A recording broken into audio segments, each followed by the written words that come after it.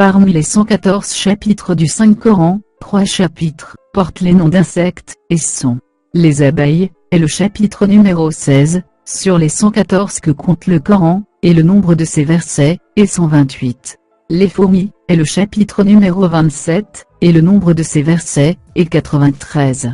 L'araignée, et le chapitre numéro 29, et le nombre de ses versets, est 69.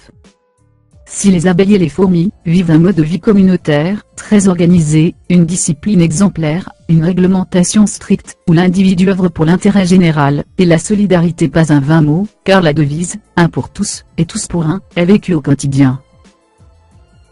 L'araignée, elle, vit dans un mode de vie opposé à celui des abeilles et des fourmis, de sorte que l'araignée vit seule, isolée du reste, où son égoïsme la pousse même à dévorer son mâle juste après les rapports, s'il ne décampe pas pour sauver sa peau, et parfois elle dévore même ses petits, ou se fait dévorer par eux. Et ce qui est extraordinaire, est le fait que dans le Coran, cet aspect contradictoire des deux modes de vie, les abeilles et les fourmis d'un côté, et l'araignée de l'autre, se manifeste dans les classements de leurs chapitres, et les nombres de leurs versets. Dans le chapitre les abeilles, si on place le 1 du premier verset, à côté du dernier verset, 128, et on le divise par le nombre d'or, 7, on aura 183. Ce nombre est un nombre entier naturel. Et cela juste un hasard ? Dans le chapitre les fourmis, si on place le 1 du premier verset, à côté du dernier verset, 93, et on le divise par le nombre d'or 7, on aura 133. Ce nombre est aussi un nombre entier naturel. Et cela aussi juste un hasard ?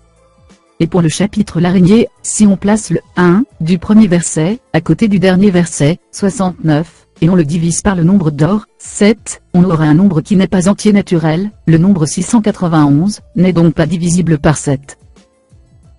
Mais, puisque l'araignée a un mode de vie opposé à celui des abeilles et des fourmis, alors nous allons écrire ces chiffres dans le sens opposé au sens naturel, c'est-à-dire 691, on l'écrit 196. Et si on divise ce nombre 196 par le nombre d'or, 7, on sera étonné d'avoir 28, c'est-à-dire un nombre entier naturel.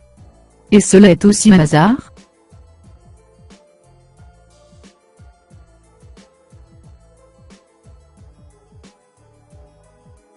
Deuxièmement, dans le chapitre les abeilles, si on place le nombre de versets, 128, à côté du nombre du chapitre, 16, et on le divise par le nombre d'or, 7, on aura 2304. Et ce nombre est un nombre entier naturel. Et cela juste un hasard ?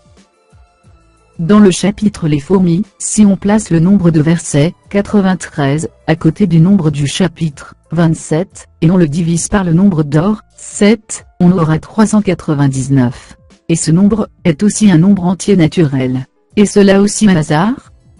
Dans le chapitre l'araignée, si on place le nombre de versets, 69, à côté du nombre du chapitre, 29, et on le divise par le nombre d'or 7, on aura un nombre qui n'est pas un nombre entier naturel. Mais, puisque l'araignée a un mode de vie opposé à celui des abeilles et des fourmis, alors nous allons écrire ces chiffres dans le sens opposé au sens naturel, c'est-à-dire 6, 9, on l'écrit 9, 6, pour les versets, et 2, 9, on l'écrit 9, 2, pour le chapitre. Et si on divise ce nombre 9, 2, 9, 6, par le nombre d'or, 7, on sera étonné d'avoir 1328, c'est-à-dire un nombre entier naturel. Cela est un hasard ?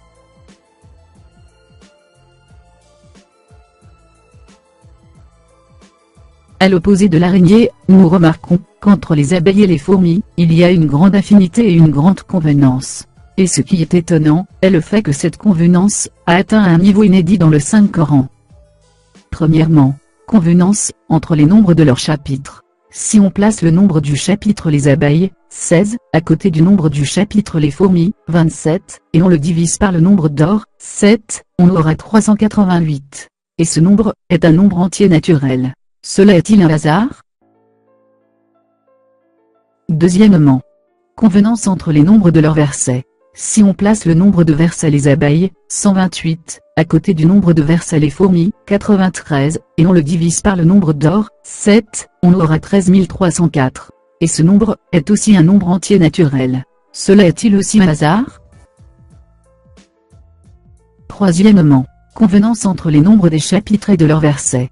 Si on place le nombre de chapitres les abeilles, 16, à côté de ces versets, 128, à qui on place à ses côtés le nombre du chapitre les fourmis, 27, à côté duquel sont placés ces versets, 93, et on divise ce méga nombre par le nombre d'or, 7, on aura 1, 3, 3, 2, 4, 4, 6, 8, 8. Et le résultat est éclatant, car c'est un nombre entier naturel. Cela ne dépasse-t-il pas les capacités humaines?